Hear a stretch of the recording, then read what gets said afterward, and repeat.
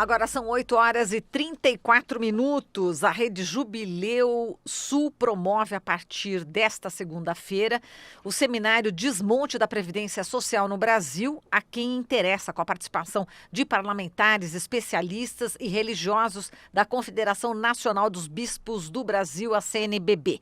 O evento acontece em Brasília, no Centro Cultural Missionário. Vamos falar aqui com a Maria Lúcia Fatorelli, que está coordenando, é coordenadora da Auditoria Cidadã da Dívida. Olá, Maria Lúcia, bom dia. Bom dia, prazer falar com vocês da Rádio Brasil Atual. Ela está falando aqui por Skype, para quem está acompanhando pela TVT, pelo YouTube. Então, Maria Lúcia, importantíssimo, né, falar sobre esse desmonte da Previdência. A gente teve aí a manifestação em favor do Jair Bolsonaro e, segundo informações que a gente leu na mídia, ele já fala, olha, veja bem, a gente está aí nas ruas, tem que aprovar a reforma da Previdência. Como é que você vê, né, essa manifestação já pedindo esse apoio ao Congresso para que se aprove essa reforma, hein, Maria Lúcia? Olha, o que a gente tem dito é que quem está a favor dessa reforma da Previdência não conhece o projeto. Porque quem já se dedicou a ler o que está nessa proposta de emenda constitucional número 6 não pode ficar a favor dessa proposta, a não ser que seja banqueiro. Essa proposta só favorece o setor financeiro. É esse discurso de que vai economizar 1 trilhão, essa propaganda que está sendo feita, de que vai economizar 1 trilhão e que esse trilhão iria para investimentos, não está de acordo com o que está escrito e assinado pelo ministro Guedes e pelo presidente Bolsonaro na exposição de motivos dessa PEC. O que está lá? Na última página da PEC tem uma tabela que mostra de onde vai sair essa economia de 1 trilhão. Essa economia de 1 trilhão, mais de 80%, cerca de 85%, vão sair dos mais pobres, daqueles que ganham até 2 salários mínimos no regime geral da Previdência Social, que é o INSS. Está lá na tabela, gente. É só as pessoas separarem um tempinho para ler. Porque os bancos têm todo o dinheiro do mundo, eles estão comprando muita propaganda, eles estão soltando todo o dinheiro, inclusive nesse ato ontem, houve denúncia no Rio de Janeiro, de pessoas pagas, com lanche pago, condução paga, dinheiro, camiseta, para participar do ato. Então, nós não podemos destruir a Seguridade Social, que é o maior programa social do Brasil, é a maior conquista da Constituição Federal. É um programa solidário, universal, todo mundo paga, todo mundo tem direito e vai muito além de uma aposentadoria. Hoje, a Seguridade Social abrange todos os eventos de vulnerabilidade.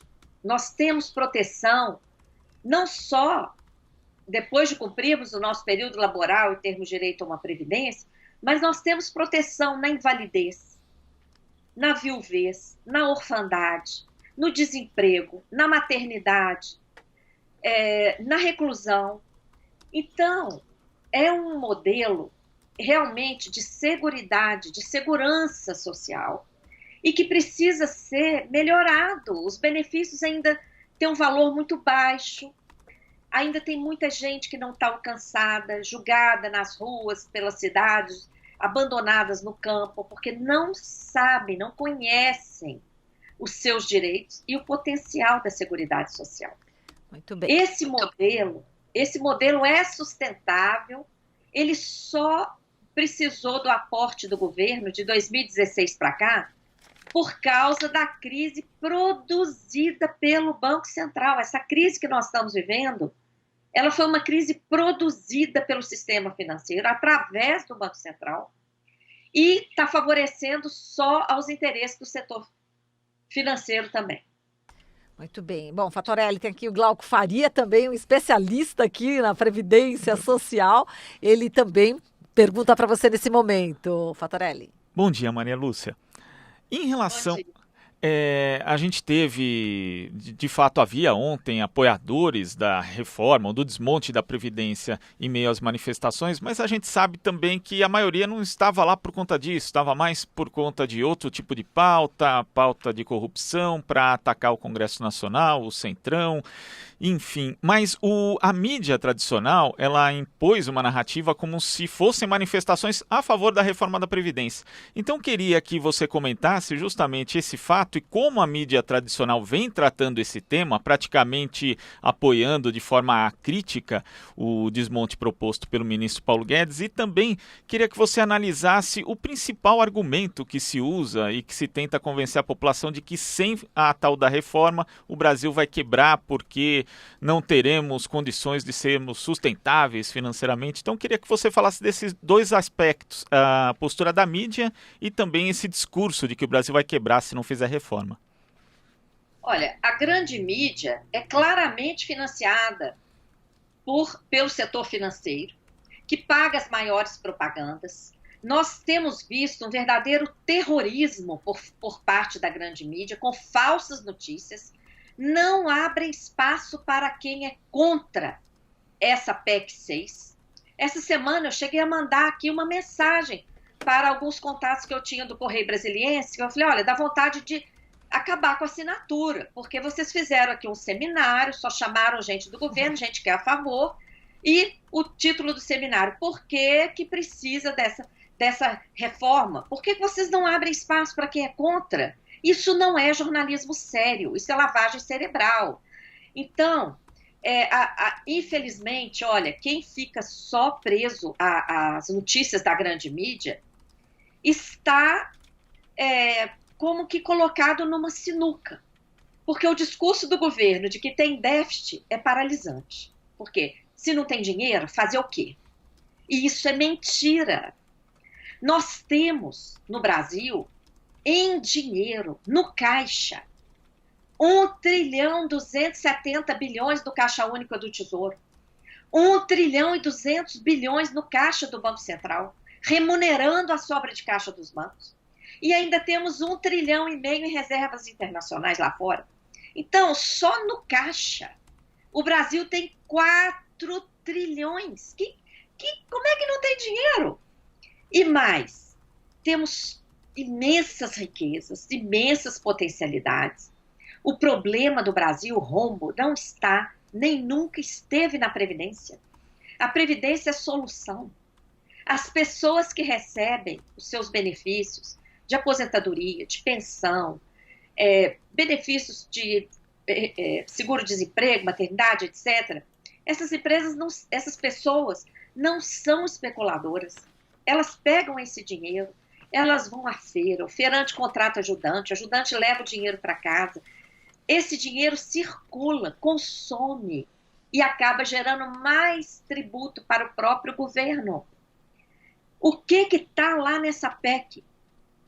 Quando o governo fala, minha gente, que vai economizar 1 trilhão, é 1 trilhão que vai deixar de ser pago em aposentadorias, em pensões, em benefícios. É 1 trilhão que vai ser retirado da economia. E esse trilhão, para onde vai? Não vai para investimentos.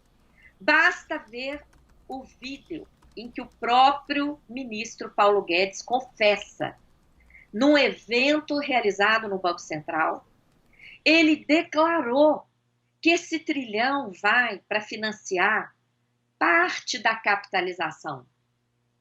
E o que é essa capitalização? É um novo modelo que nem pode ser chamado de previdência, porque não tem segurança social alguma, não tem garantia nenhuma de que as pessoas vão ter algum benefício futuro. Isso vai depender do funcionamento do mercado financeiro, que está abarrotado de papéis podres, que está quebrando no mundo inteiro. Todo mundo se lembra da crise de 2008, e eles não aprenderam nada com essa crise. Continuam produzindo os derivativos dos derivativos e abarrotando o mercado financeiro e criando fundos para absorver esses papéis podres. Tá? Essa capitalização é o seguinte: cada trabalhador, cada trabalhadora vai ter apenas uma continha individual. Só o trabalhador vai contribuir para a sua própria continha, o empregador não contribui, o governo não contribui.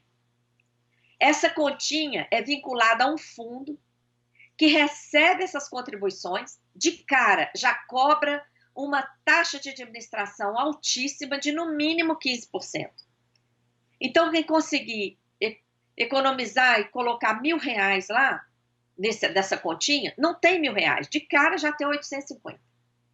E aí o fundo vai aplicar isso.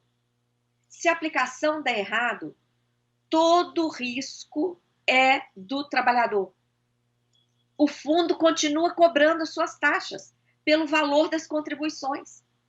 É por isso que a Organização Internacional do Trabalho fez um estudo analisando a situação de 30 países que entraram nesse esquema de capitalização. 18 já desistiram e voltaram atrás, porque esse modelo só beneficiou o setor financeiro, que recebeu todo o lucro, não é, das contribuições, recebeu as contribuições, recebeu as taxas de administração, administrou todo aquele lucro e na hora de pagar, ele tem sonegado aplicar os rendimentos em benefício dos benefícios aos trabalhadores. Isso está denunciado, gente, num estudo da OIT. Por isso, 18 países já voltaram atrás. É um esquema. Vocês acham que se a Previdência tivesse de fato quebrada, os bancos iam querer pegar isso?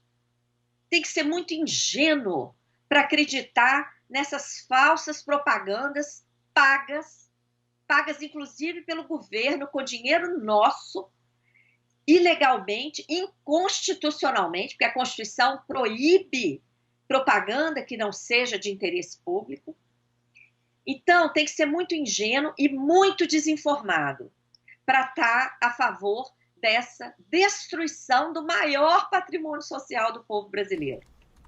Perfeito. A gente só vai acrescentar aqui, Maria Lúcia, que a gente já fez convites a economistas, né, que pensam diferentemente de você, do Clemente Gansrusso, de vários economistas que estão aqui sempre falando conosco, mas até agora nenhum aceitou participar de um debate. É bom que se diga, como você falou, que na mídia tradicional existe apenas aí um pensamento unilateral, exatamente a favor da reforma da Previdência, e como você disse, porque a mídia recebe realmente o patrocínio, né, dos bancos e financia muitos meios de comunicação, a gente tem insistido, né, na participação de vários especialistas que pensam dessa maneira, né, como está na grande mídia, mas até agora nenhum aceitou. Né, parece que quem defende a reforma, o desmonte da Previdência Social, só quer falar com quem defende também, porque de fato os argumentos talvez não sejam tão fortes assim. Eles não vêm para o debate porque os argumentos deles não resistem a 2 minutos de comprovação. Tá? Em 2 minutos a gente desmonta e os caras não têm resposta. E mais, a gente desmonta com dados oficiais. Que o déficit é fake, não é? Que a Previdência é altamente sustentável, que o trilhão vai sair dos mais pobres, segundo tabela que está lá no próprio texto da PEC. Que o trilhão não vai para investimento coisa nenhuma, o trilhão vai para financiar a capitalização, que quer dizer, vai ser entregue para os bancos. E mais, essa capitalização, esse trilhão é só o começo, gente. Na Argentina, o custo de transição para a capitalização custou mais de um PIB, custou 1,36 PIB. Aqui no Brasil, isso custaria mais de 9 trilhões. E por que isso? Dá tempo de eu dar um exemplo? Vamos, se for rápido, que a gente já está precisando encerrar aqui. Mas vamos lá. Mas é importante porque, olha, Claro, ninguém está dando esse tipo de exemplo e Então as vamos pessoas lá. ficam sem entender que custo é esse da Dos capitalização. 9 trilhões. Tá, vamos lá. O maior custo da capitalização é o seguinte: vamos supor que uma pessoa, o João, esteja desempregado há 3 anos. E antes disso, ele contribuiu durante 20 anos para o INSS. Ou seja, ele trabalhou durante 20 anos, contribuiu para o INSS e está desempregado há 3 anos. De repente, o João tem uma oferta de emprego. Tá? Se já tivesse passado essa PEC, essa oferta de emprego iria vincular essa vaga à opção do João ao regime de capitalização. Por quê? Na capitalização, a empresa não tem que pagar nada. Então, os empregos que vão surgir a partir da aprovação dessa PEC é emprego desde que o trabalhador opte pelo sistema de capitalização. É por isso que grandes empresários já montaram até escritório de lobby aqui em Brasília para abordar os parlamentares e exigir a aprovação dessa reforma. Então tá, o que vocês acham? O João, desempregado há 3 anos, vai ou não vai aceitar essa vaga, mesmo sabendo que a tal da capitalização é uma roubada? Vai aceitar. Ele vai acabar aceitando. E aí, ele vai iniciar a sua continha individual zerado? Claro que não. O governo vai ter que fazer um aporte para a continha dele, individual, referente àqueles 20 anos lá que ele pagou para o INSS. Qual o custo disso? O governo não revela esse custo. Vocês viram o escândalo na CCJ? Estudos classificados como sigilosos. Então, gente, nós estamos correndo um risco enorme de destruir a Seguridade Social, porque esse trabalhador que opta pela capitalização é um caminho sem volta. Esse trabalhador que vai para a capitalização para de contribuir para o INSS, a empresa também, então essa receita vai parar de chegar no Estado. É um modelo, gente, nocivo para as pessoas, nocivo para a economia do país, nocivo para as contas públicas, só é bom para bancos.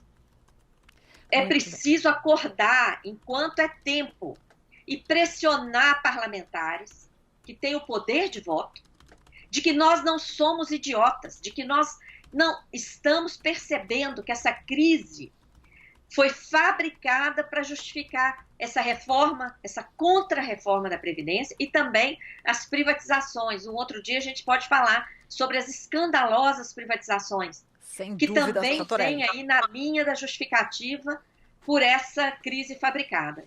Perfeito. Bastante didática aqui a nossa conversa com você. A gente agradece, Maria Lúcia Fatorelli, e com certeza a gente volta a falar sobre esse tema privatizações numa outra oportunidade. Um grande abraço para você, muitíssimo obrigada. Eu que agradeço, um forte abraço para todos vocês, todos os participantes, ouvintes aí desse importante canal aí que é a Rede Brasil Atual. Muito obrigada. Falamos com Maria Lúcia Fatorelli, coordenadora da Auditoria Cidadã da Dívida.